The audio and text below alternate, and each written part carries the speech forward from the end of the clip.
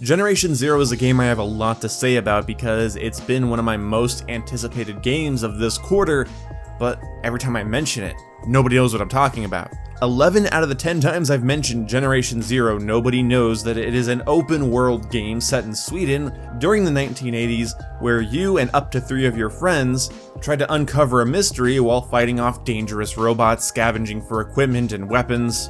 I've been following this game for a while, and some people are just hearing about it during this video. So I have a lot to say because I was anticipating this game because it's right up my alley. Now the first things I knew when going into buying it was that it was made by a small team, a small subsection of Avalanche Studios.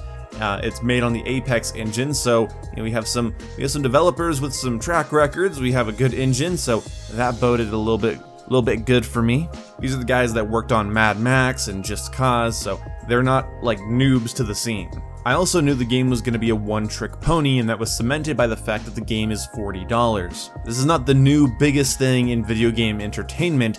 This is an open world game where you scavenge items, solve a mystery, several mysteries throughout the big mystery, I guess, and you kill robots. The game doesn't try to be everything at once, it's actually quite focused, and I do appreciate that, but if you go into it expecting a big 50-hour dynamic game full of many different things, infinitely replayable, you might be a little bit let down.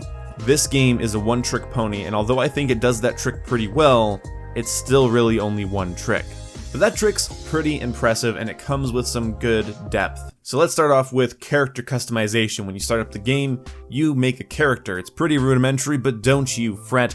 You find outfits and pieces of clothing throughout the world, and I'm putting on almost too much of a YouTuber cadence. What is it about reviewing something that gives me that YouTuber cadence? Anyway, you find clothes throughout the world, which is pretty cool. It's actually kind of a fun gimmick, almost like you're finding some fashion, and some of that fashion provides you with some stat boosts, like you are harder to see, or you take more bullet damage or explosive damage. So if you don't like the base options in the game, one of your motivations for exploring the open world and looting every single backpack and box might be to find a pair of shades that you can wear at night. It's also important to know that this isn't a big cinematic voice-acted story, and it's a story set through clues, which I think adds to the overall feel of the game. Now, there is some voice acting. You can find answering machines and radio recordings, and the mission structure is pretty simple. You might find a piece of paper that says, "Hey Johnny, I hit a thing on a hill," and then you're told to go find the thing that he hit on the hill, and it might be a gun, it might be a different type of item. You might be given a map that circles certain buildings in a town, and you search those buildings for clues about what happened to some scientists. I like this approach to storytelling because I don't feel like my hand's being held, and the developers actually made it clear in several of their live streams that the game really isn't about the story. Although the story is interesting, you can completely avoid it. After you start the game, you could just grab the pistol off the table at the beginning, and then just book headlong into action. Bypass the story, don't grab any clues, just grab guns where you find them and tell everyone else to fuck off. So the game is very exploration focused, more than survival focused. You're not going to have to worry about your food, your temperature, your water consumption. Think of it more like a Far Cry game where you have medkits, you have items and guns, and then you have some robot ass to kick. This game also has a pretty simple but effective progression system. You do things, you get XP. That XP eventually makes you level up. When you level up, you get a skill point, and that skill point can be spent on any of the trees that look interesting to you. This can affect your weapon handling, your ability to heal your teammates, the ability to spot enemies, change how much you can carry, and even allow you to pick locks. So everything you do does work towards improving your character overall. That's a huge win in my book. And when you're playing with your friends, you guys don't share XP. If you do better, you get more XP than your friend. So it's worth exploring, discovering locations, distracting enemies, running and fleeing from combat, which also gives you XP, killing enemies, kind of rinse and repeat, but you are improving your character. And I like that because the game's challenging, the game can overwhelm and destroy you because you were being stupid, but everything you do brings you up to being stronger. It's a tried and true method of hooking playtime, and by George, it works. The weapons you find have different, I should say, nicety types, not really rarity, but maybe that's their version of rarity. I just call it nicety. Either way, certain guns are beat up and they have lower damage, bad fire rates. You can find a scope that's like, it's considered dilapidated, and it's like a scope with a big crack in the lens, and it's hard to see through it. So like kind of the end game goal would not be to have a hunting rifle, it would be to have a pristine condition hunting rifle, which through all my exploring on the base island, I actually can't, the starting island I should say, I can't find a goddamn rifle that's in any sort of decent condition. I can find worn and dilapidated, and that's it. So what drives the fear factor in this game? Because this game is kind of horror game-ish, and it's the fear of being overwhelmed. A single enemy would have a lot of trouble killing you unless you have an allergic reaction to cover and basic FPS moving. But the enemies rarely travel alone, and some enemies can even summon other enemies. Kind of an old trope, but it actually really works to a great effect here because each enemy has a set of weaknesses, and whoa, hold up. Okay, a big part of this game is learning how to take down the enemies, and I have taken down and learned how to take down the starting enemies, the first two types of starting enemies you run into. There's other gameplay of me shooting at other robots, but I don't know how to defeat them yet. Just letting you know that I am going to be spoiling how to defeat the first two types of robots in the game through the gameplay. So there you go. Big part of this game is trial and error throughout multiple encounters with the same type of robot and learning their weaknesses. So if you want to go in fresh, then I'm sorry, I will be showing some of that in this gameplay. Whoa, that's crazy. I was totally interrupted by myself in a video that I edited. That's crazy. Anyway, there's multiple enemy types and learning their weaknesses is important, and with these starting enemies it's just important to find the gas tank on their back, but you can actually scavenge more of their parts if you don't completely blow them up. And when you scavenge their parts, you can upgrade your weapons by attaching IR sights. Well, here's just an example. I killed the robot without blowing it up. I didn't shoot its weak spot and just blow it up immediately, and it dropped an attachment that I put on my sniper scope, and now my sniper scope do this, and this is really fucking cool. So it's important to not, blow up every robot if you want to get night vision or thermal vision. There's even, well, you know what, I won't spoil all of it, but there's several. Because each enemy has small individual weak spots, and they might come at you quickly, and you might need to dispatch them quickly, gun skill is required, and I'm happy to say that at least on the Xbox One X version, in my experience, it is very intuitive. Aiming and shooting is a little bit hard to get used to at first because when you zoom in, it really zooms in. Like, look at these iron sights, they're basically touching my character's eyeball. But once you get used to that and you learn it, it's good. Like, it's really good. Guns do a lot of damage if you know where to aim. If you're not just throwing round after round at armor plating and you actually find the weak spots, you can kill enemies incredibly quick. This is a feeling of satisfaction I haven't felt in a lot of shooters like this, especially games like Homefront or Far Cry where it's just shoot bad guy. This is so much more satisfying. Also, using stuff like fireworks or flares to distract enemies or overload their sensors, using radios to lure enemies in that are more attracted to sound, waiting for a robot to pass by an electrical conduit or a gas station and then blowing it up, all of that is possible. In fact, I'll show you this clip right here, and if you don't think this is the coolest shit, then get out of my face.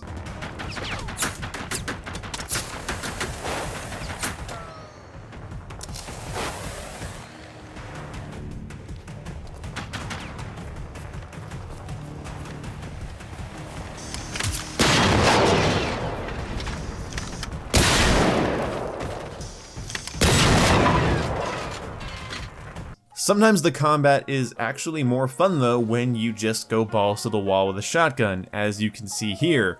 This is really fun, and it actually works.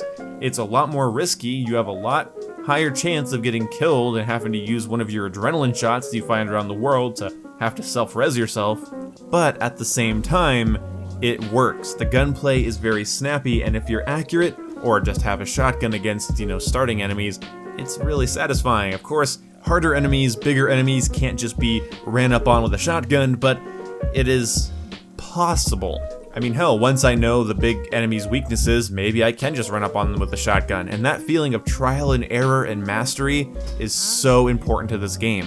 You can't just overpower an enemy because you have more bullets than it. you have to know where to hit it. You have to know when to hit it. You have to time it with your friends. You have to time it with a throw of a flare or a firework.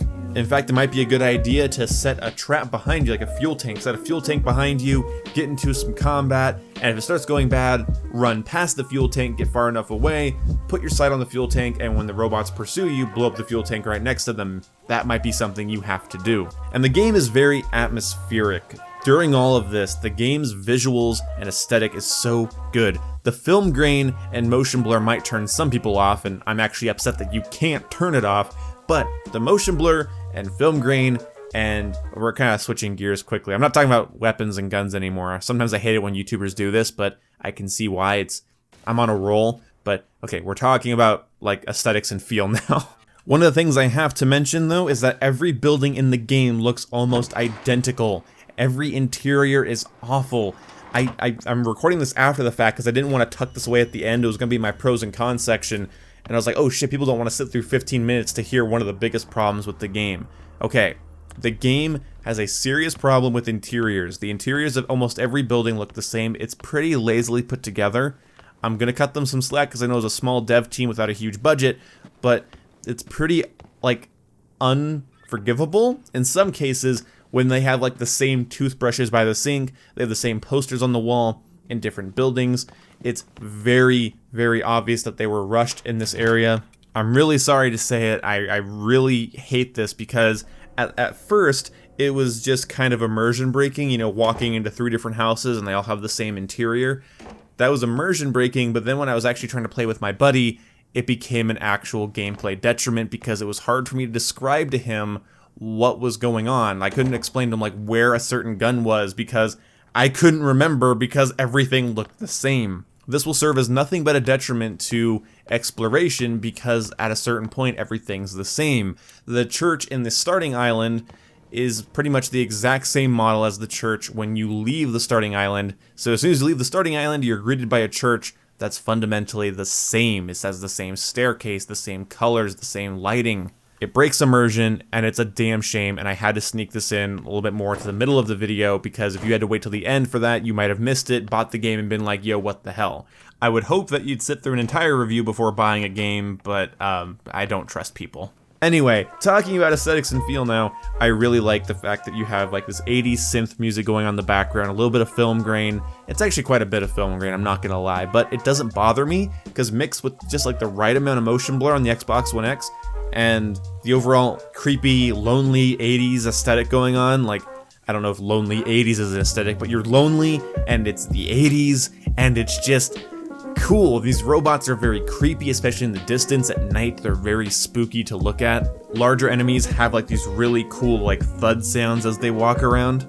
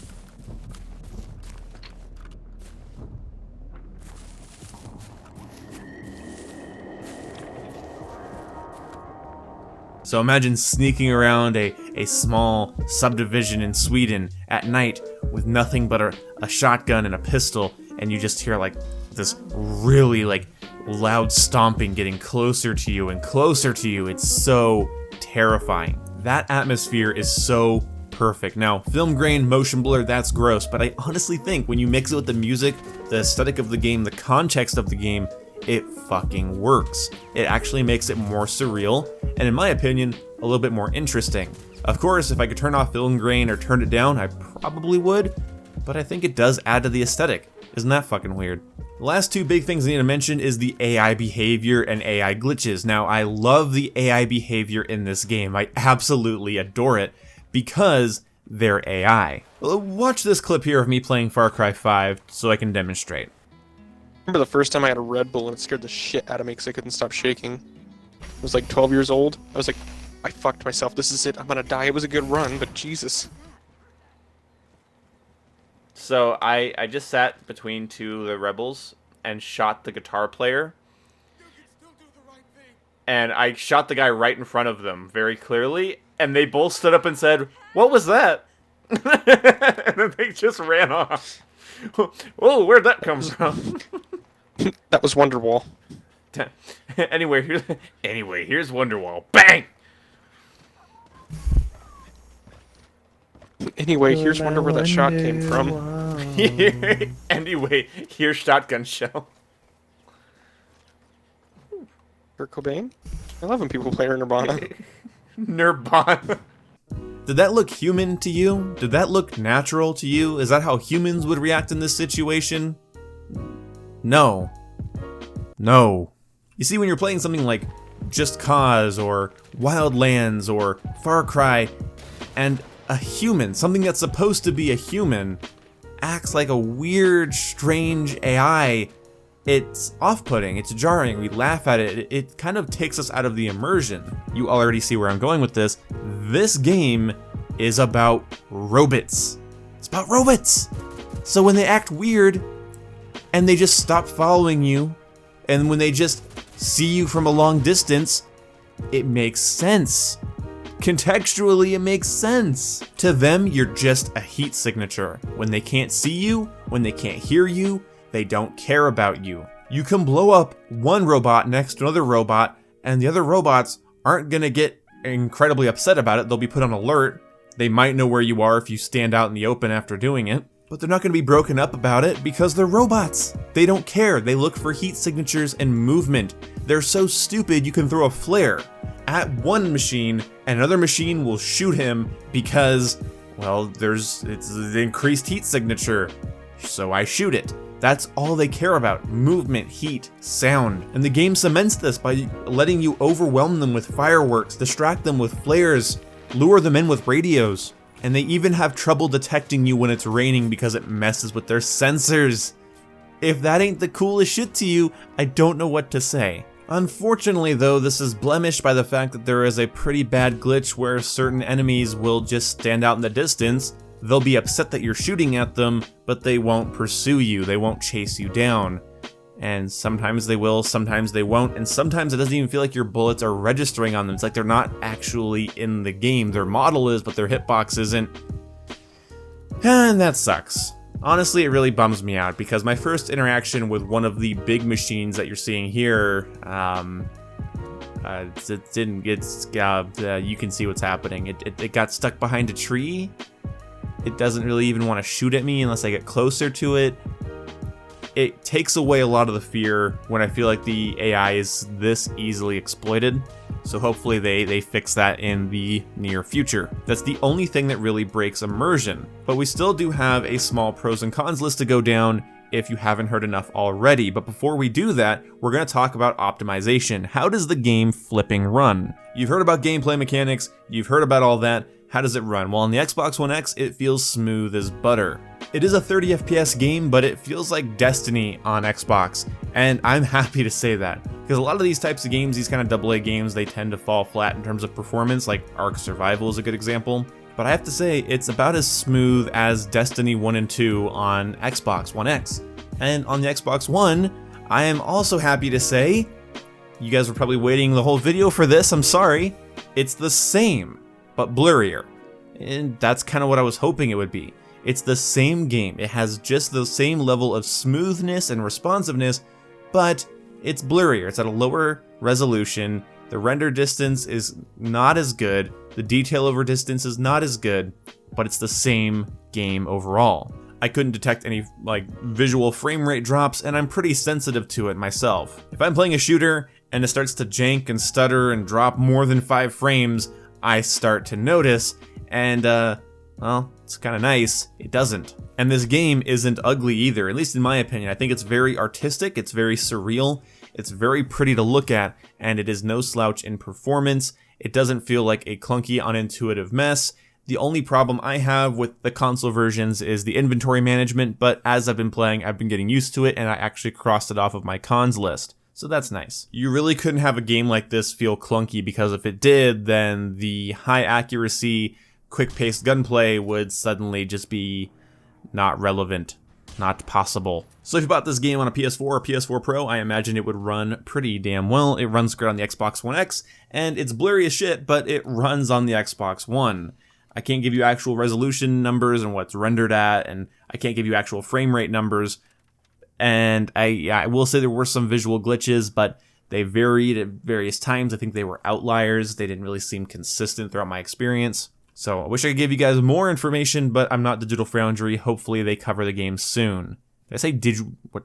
Did I say that right? Digital Foundry. Yeah, Digital Foundry. What the hell? Okay, so let's talk about some other things.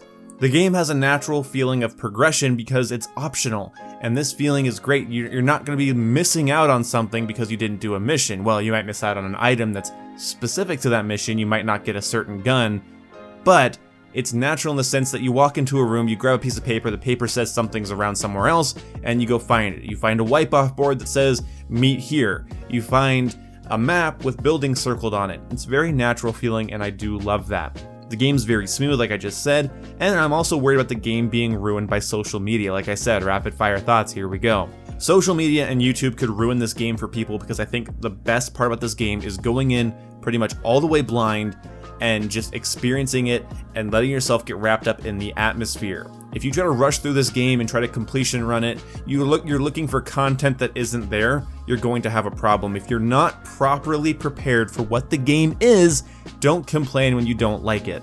People bought Kingdom Hearts 3 expecting it to be like Witcher 3, people buy Sekiro Shadows Die Twice and expect it to be, I don't know, something that's easy. Don't buy this game looking for something that isn't there. Pretty much everything I said in this video is all there is. So, 2 questions that a lot of people have. Can you play it solo? And is it worth $40? I would say it's more worth $30 to $20 if you weren't excited for it for a long time. If you're on the fence, maybe wait for it to go on sale. These types of games go on sale quite often because they don't sell amazingly and they do want to push some product. I would say $20 to $35 is a more affordable price. I mean, again, $5 more past that, it's $40, but it might not be great for $40, but $20 it might sit easier with you because it is, again, kind of a one-trick pony. But like I said, I think it's a damn good trick, and it has some interesting depth to it despite all of the problems and all of the things that feel a little unfinished. And while playing with a friend might be preferred, I think playing solo has its own benefits, like just a creepier atmosphere and a greater emphasis on survival and fleeing from combat. So if you want to play more of a shooter game, then playing with friends is good. If you want to play more of a survival game, then playing solo is good, and I think that's a great balance. My chair just popped again. I need a new one. This game is not for everyone. It's not perfect, but don't let anyone tell you it's terrible. I'm sorry this review was so long, but I had so much to say. I really don't think you can quickly summarize a game like this, because even though this is a 20-minute review, keep in mind, I haven't even seen the whole world yet, so I am going to say here that through live streams and another video, I will do another review of this when I've played more of it, when I've gotten more in depth with it. But to summarize this video, I think you should pick up the game when it's on sale, and I think you should go into it being a little bit forgiving of its flaws, and just trying to enjoy its atmosphere, and again, enjoying the thing that it does. Because what it does pretty well. It just doesn't do much else, it doesn't try to go out of that. You might like how focused that is, or you might see it as a lack of content. Let me know what you guys think down in the comment section below. Do you like these longer reviews, or do you want me to just stick to gameplay commentaries where I rant about stupid shit? Anyway, I'll see you when I see you. Goodbye.